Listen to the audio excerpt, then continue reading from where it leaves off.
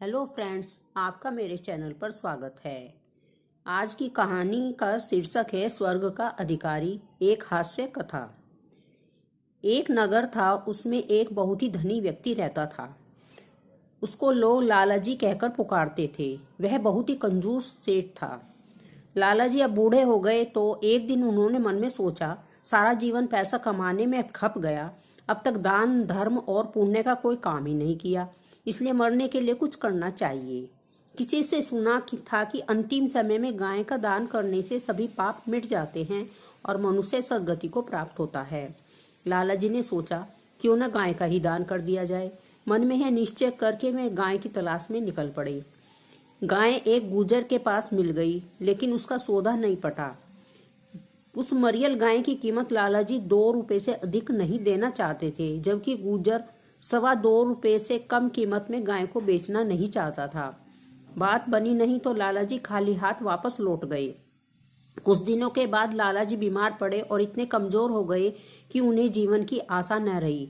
उन्होंने अपने बेटे को बुलाकर गाय दान करने की अंतिम इच्छा जाहिर की।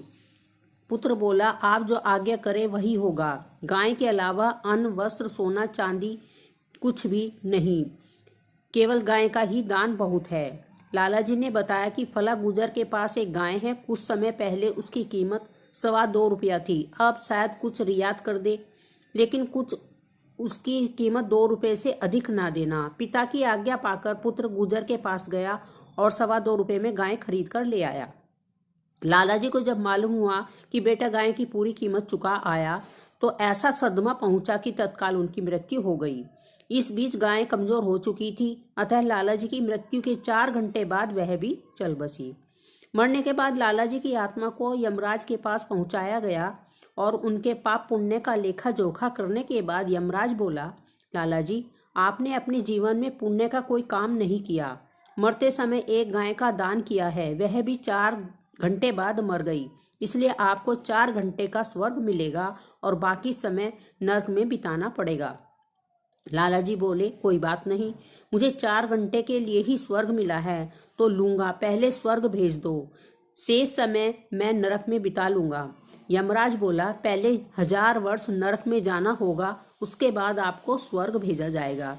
लालाजी अड़ गए, बोले, मैं स्वर्ग पहले जाना चाहता हूँ। यमराज ने डपटते हुए कहा, स्वर्ग पहले नहीं, पहले नरक की हवा खाओ, यही हमारा नियम है। दोनों में वाद विवाद चल ही रहा था कि पैने सींग वाली गाय भी वहां आ पहुंची और लालाजी के पास खड़ी हो विनम्र स्वर में बोली, मैं आपका कमाया हुआ पुण्य हूँ, इसलिए 4 घंटे के लिए आपकी सहायता करने आई हूँ। आप आज्ञा दें कि मैं आपकी क्या सेवा कर सकती हूँ। गाय को अपना सहायक समझकर लालाजी को साहस मिला। बोले, यह यमराज मेरी बात नहीं मानता, पहले मुझे नरक भेजना चाहता है। यदि सचमुच तुम मेरी सहायता के लिए आई हो तो यमराज का पेट फाड़ डालो। गाय ने सुनते ही अपने पैने सींग उठाकर यमराज की ओर दौड़ पड़ी। यमराज अपना आसन छोड़कर भाग खड़ा हुआ और त्राही त्राही करता हुआ ब्रह्मा के पास जा पहुंचा।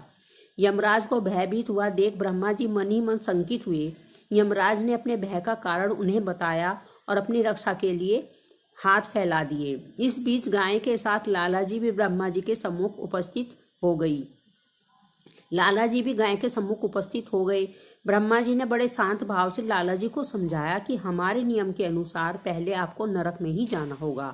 प्राणी के पापों का प्रायश्चित तब हो जाता है तब वह स्वर्ग का अधिकारी बनता है, इसलिए पहले नरक जाइए। लालाजी अपनी बात पर अड़े थे, बोले, यह नहीं होगा, मैं पहले स्वर्ग भोगना चाहता हूँ। ब्रह्मा जी ने क्रोध में आकर डांट दिया, तुम्हारे लिए हम अपने नियमों का उल्लंघन नहीं कर सकते। जीवन में तुमने थोड़ा सा पुण्य कमाया है और 4 घंटे के लिए स्वर्ग की प्राप्ति कर सके हो, जबकि हमारे पास ऐसे जीवों की कमी नहीं है जो जीवन भर पुण्य कमाते रहे। उन्हें भी पहले नरक में भेजा जाता है, बाद में स्वर्ग की प्राप्ति होती है, इसलिए पहले नरक जाओ। बात बढ़ी तो लाला ने गाय की तरफ देखा, बोला, यह दुष्ट मेरी बात नहीं सुनता, इसलिए जरा इसकी भी खबर लेना। ब्रह्मलोक में हलचल मच गई।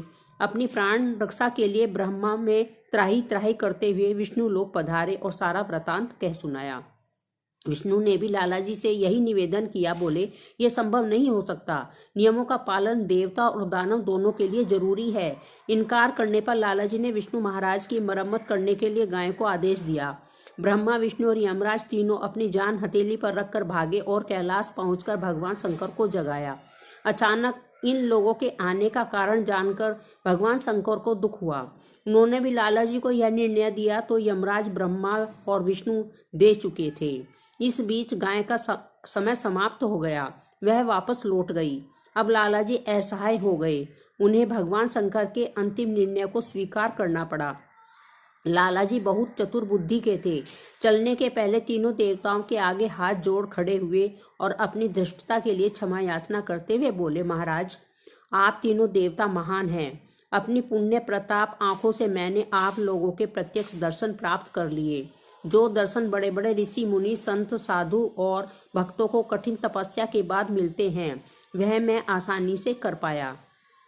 कहते हैं कि आपके दर्शनों से पापी मनुष्य भी पुण्य का भागी बन जाता है और उसके दुख, दरिद्र, रोग, शोक सभी मिट जाते हैं। अगर यह बात सच है तो आपके दर्शन के बाद आप मेरे कौन से पाप बच गए जिनके कारण मुझे नरक जाना पड़ेगा। सभी देवताओं ने सुनकर विचार किया। लाला जी कह तो ठीक ही रहे हैं।